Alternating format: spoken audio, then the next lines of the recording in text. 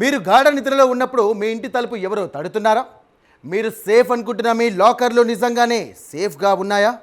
తూర్పుగోదావరి జిల్లాలో వెలుగులోకి వచ్చిన ఈ షాకింగ్ క్రైమ్ స్టోరీ వింటే మీరు నిద్రపోవడానికి కూడా భయపడతారు. 60 సార్లు జైలుకు వెళ్ళిన బుద్ధిమారని ఒక సీరియల్ చోరీగాడు కేవలం కొద్ది నెలల వ్యవధిలోనే అరకిలో బంగారాన్ని మాయం చేశాడు. ఎవరా కిలాడి దొంగ? పోలీసులు అతన్ని రెడ్ హ్యాండెడ్గా ఎలా పట్టుకున్నారు?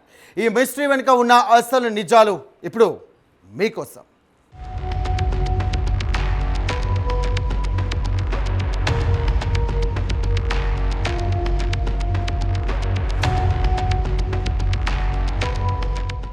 అది తూర్పుగోదావరి జిల్లా అనపర్తి మండలం.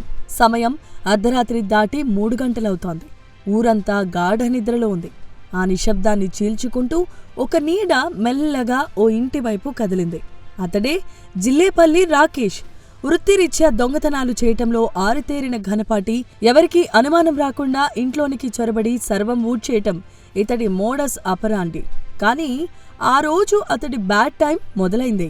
స్మార్ట్గా లోపలికి వెళ్లాలనుకున్న రాకేష్కు అనపర్తి పోలీసులు ఊహించని షాక్ ఇచ్చారు. పక్కా ఇన్ఫర్మేషన్తో మాటు వేసిన పోలీసులు అతన్ని రెడ్ హ్యాండెడ్గా స్పాట్లోనే పట్టుకున్నారు. నిందితుడిని అదుపులోనికి తీసుకుని విచారణ మొదలుపెట్టిన పోలీసులకు అసలు విషయం తెలిసి మైండ్ బ్లాక్ అయిపోయింది. ఇతను ఏదో సాధారణమైన దొంగ కాదు, సాక్షాత్తు 60 నేర చరిత్రలు ఉన్న ఒక ప్రొఫెషనల్ క్రిమినల్ అని తేలింది. జల్సాలకు అలవాటు పడి చెడు వ్యసనాల కోసం అమాయకమైన ప్రజల కష్టార్జితాన్ని దోచుకోవటం ఇతడికి అలవాటుగా మారింది. ఈరోజు అనపర్తి మండలం అనపర్తి గ్రామంలో తెల్లవారుజామున 3 గంటలకి ఒక ఇంట్లో దొంగతనం చేస్తూ ఒక ముద్దాయిని పట్టుకోవడం జరిగింది రెడ్ హ్యాండెడ్గా. అతన్ని పట్టుకున్న తర్వాత అతన్ని విచారించిన మీదట అతని పేరు జిల్లపల్లి రాకేష్ అని, అతను ఒరిజినల్గా అయితే సకినేటిపల్లికి చెందిన వ్యక్తినని, ప్రస్తుతం అతను మండపేట టౌన్లో ఉంటున్నట్టు చెప్పాడు. అతని గురించి మేము CCTNSలో విచారిస్తే అతని మీద ఆల్మోస్ట్ 60 కేసెస్ ఉన్నాయండి. అండ్ అతన్ని ఇంట్రాగేట్ చేసిన మీదట అతను రెగ్యులర్గా HP by night HP by day చేస్తాడని చెప్పి దొంగతనాలు చేస్తూ ఉంటాను, ఇళ్లలో చొరబడి చెడు వ్యసనాల కోసం దొంగతనాలు చేస్తూ ఉంటానని చెప్పి ఒప్పుకున్నాడండి.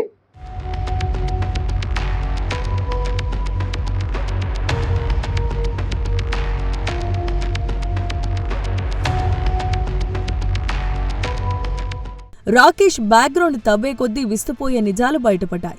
ఇతని స్వగ్రామం సకినేటిపల్లి కాగా ప్రస్తుతం మండపేటలో నివసిస్తున్నాడు. గతంలో 2024లో సామర్లకోట పోలీస్ స్టేషన్ పరిధిలో అరెస్ట్ అయ్యి జైలుకెళ్ళొచ్చాడు. అయితే జైలు నుంచి బయటకు వచ్చిన తర్వాత కనీసం కొద్ది రోజులు కూడా గడవకముందే మళ్లీ తన పాత బుద్ధిని చూపించాడు. విడుదలైన అతి తక్కువ కాలంలోనే ఏకంగా 16 చోట్ల వరుస దొంగతనాలకు పాల్పడి పోలీసులకు పెద్ద సవాల్ విసిరాడు. నిందితుడి వద్ద నుండి ప్రస్తుతానికి 73 గ్రాముల బంగారం, ½ కిలో వెండి, 22,000 రూపాయల నగదుతో పాటు ఒక స్కూటర్ని కూడా రికవరీ చేశారు. కానీ ఇతడు చేసిన మొత్తం చోరీల విలువ వింటూ ఉంటే ఎవరైనా షాక్ అవ్వాల్సిందే. సుమారు 500 గ్రాముల బంగారం, 13 కిలోల వెండి, భారీ ఎత్తున నగదును దోచుకున్నట్లు విచారణలో నిందితుడు స్వయంగా ఒప్పుకున్నాడు. ఈ భారీ సొత్తును ఎక్కడ దాచాడు, ఎవరికి విక్రయించాడు అనే కోణంలో పోలీసులు ఇన్వెస్టిగేషన్ను ముమ్మరం చేశారు. అతను చివరిసారిగా 2024లో సామర్లకోట పోలీస్ స్టేషన్ పరిధిలో ఒక దొంగతనం కేసులో జైలుకి వెళ్ళొచ్చాడు. ఆ తర్వాత మళ్ళీ వ్యసనాలకు అని చెప్పి మళ్ళీ మొదలెట్టాడు. ఇప్పుడు అతని మీద మాకు చెప్పిన మీదట ఇంట్రాగేషన్లో అతని మీద 16 కేసులు ఉన్నాయని చెప్పాడు. 16 చోట్ల దొంగతనాలు చేసినట్టు ఒప్పుకున్నాడు. అందులో భాగంగా అతని దగ్గర మేము కొంత రికవరీ చేశాము. అందులో 73 గ్రాముల గోల్డ్ మరియు ఒక 250 గ్రామ్స్ వెండి అండ్ 22,000 క్యాష్ రికవరీ చేయడం జరిగిందండి. వీటితో పాటు అతని దగ్గర ఒక యాక్సెస్ స్కూటీ ఉంది. అందులో దాన్ని కూడా నేరం చేయడానికి వాడిన బండి, దాన్ని కూడా సీజ్ చేయడం జరిగింది.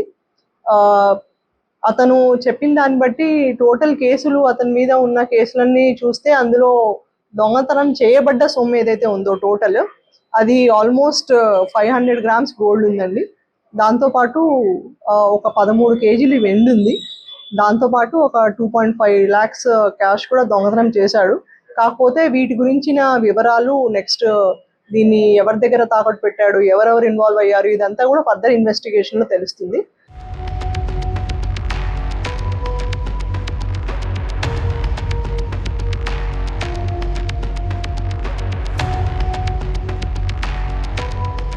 ఈ కేసును పోలీసులు అత్యంత సీరియస్గా తీసుకున్నారు.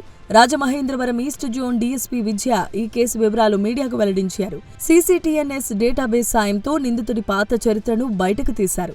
అనపర్తి ఎస్ఐ వారి టీం సభ్యులు నిందితుని పట్టుకోవడాన్ని జిల్లా ఎస్పీ నరసింహ కిషోర్ ప్రత్యేకంగా అభినందించారు. నేరస్తుల పట్ల కఠినంగా వ్యవహరిస్తామని, ప్రజల ఆస్తులకు రక్షణ కల్పిస్తామని పోలీసులు ఈ సందర్భంగా స్ట్రాంగ్ వార్నింగ్ ఇచ్చారు.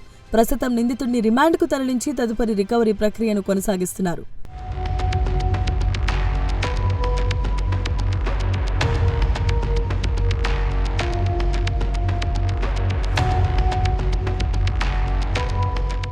చూసారుగా, దొంగతనం చేయడం, జైలుకు వెళ్ళడం, మళ్ళీ తిరిగి వచ్చి దొంగతనాలు చేయడమే పనిగా పెట్టుకున్న ఇటువంటి కిలాడి దొంగలు మన చుట్టూనే తిరుగుతుంటారు.